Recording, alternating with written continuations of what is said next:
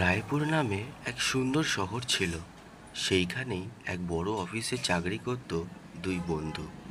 একদিন রবি আকাশকে ডাক দিল। ডাক শোনা মাত্রই আকাশ তার কাছে এসে হাজির হলো। বল ভাই।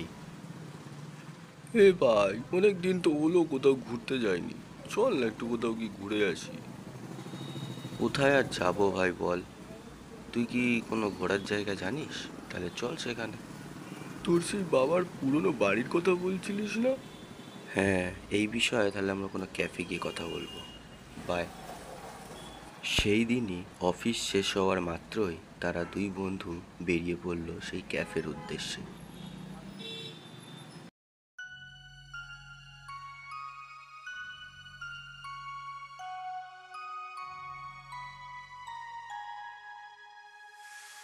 বাবার ওই পুরনো বাড়ির কথা বলছিস? আরে ওখানে আমাকে যেতেই দেয় না। রবি কিছুক্ষণ ভাবলো। না ভাই, ঠিক করেছি, তোর ওই গ্রামেই যাবো আমি। তোর বাবাকে রাজি করা প্লিজ। বাবাকে তাও ছোট থেকে অনেকবার বলেছি, কিন্তু আমাকে যেতেই দেয় না, জানিস? কি করা যায় বলতো? আমি জানি না ভাই, আমি ওখানেই যাব। চল, তোর বাবাকে রাজি করাই, ঠিক মেনে যাবে। ঠিক আছে, চল তাহলে কালকে সকালে যাওয়া যাক। এই বলেই তারা দুজন ক্যাফ থেকে বেরিয়ে যায়। তারা ঠিক করে কালকেই তার বাবার সাথে কথা বলবে। পরের দিন সকালে সেই দুজন বন্ধু মিলে চলে যায় তার বাবার কাছে। তার বাবার নাম ছিল রুদ্রনারায়ণ। তার বাবাকে গিয়ে আকাশ বলে, বাবা, আমরা ঘুরতে যাব ঠিক করেছি। তার বাবা বলে, এ তো খুব ভালো কথা। কোথায় যাবে ঠিক করেছো? ঘুরে এসো।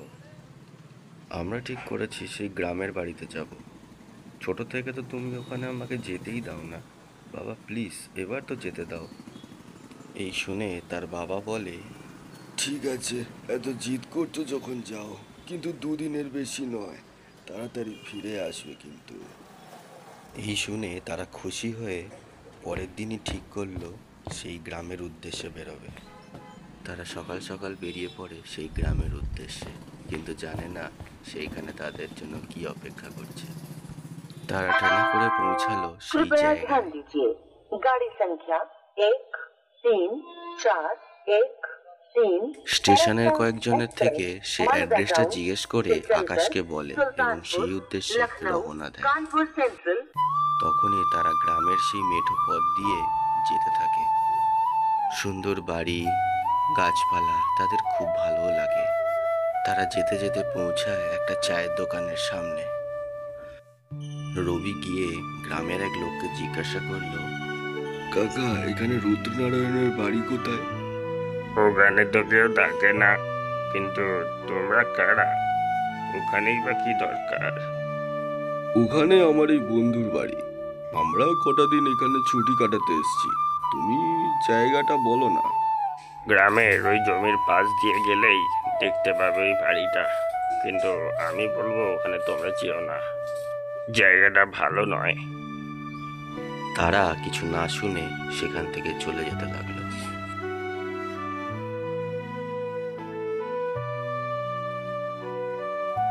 আকাশ সেই জায়গাটা চিনতে পেরে খুব আনন্দ পেল এবং দৌড়াতে লাগলো।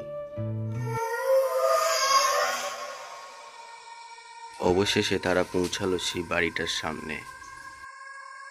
কি রে, এটাই তোদের বাড়ি? এ তো চারিদিকে জঙ্গল হয়ে আছে। হ্যাঁ ভাই, আমিও তো অনেকদিন পরেই এলাম। তারা বলা মাত্রই সেই ঘরে ঢুকলো। তারা গিয়ে দেখতে পেল চারিদিকে ভাঙা চোরা সব কিছু পড়ে আছে, দেওয়াল খসে খসে পড়েছে। তারা হলঘর শেষ করে যখন একটা ঘরের মধ্যে ঢুকলো, তখনই তারা দুজন হঠাৎ এক মহিলাকে দেখতে পায়। দেখেই তারা ভয়ে যেদিক সেদিক দৌড়াতে থাকে। তাদের দুই বন্ধু আলাদা হয়ে যায়। তখন রবি ভয়ে অন্য একটা ঘরে পৌঁছায়। হঠাৎ একজনকে দেখতে পেয়ে সে অজ্ঞান হয়ে পড়ে। তখনই তাকে এক পেতনি চিবিয়ে চিবিয়ে খেতে থাকে। আকাশ দৌড়াতে দৌড়াতে অন্য একটি ঘরে এসে পৌঁছায়। তখনই তাকে যেন কে সজোরে একটা লাথি মারে। তখনই সে আবার উঠে দাঁড়ায়। তখন দেখতে পায় অন্য একটা পেতনিকে। কে তুমি? তুই রুদ্রনারায়ণের ছেলে না? হ্যাঁ। আবার আমি প্রথম স্ত্রী ভাই বছর আগে আমাদের সুন্দর সংসার ছিল। হঠাৎ তোর বাবা অন্য একটি মেয়েকে ভালোবাসে। সে কথা জানাজানি হওয়ার পর খুব ঝামেলা হতো। একদিন তোর বাবা আমাকে মেরে সেই মেয়েকে নিয়ে চলে যায়।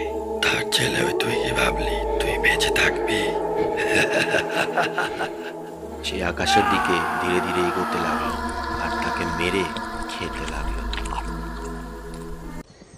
পরের দিন সকালবেলা সেই লোক আবার চায়ের দোকানে যায়।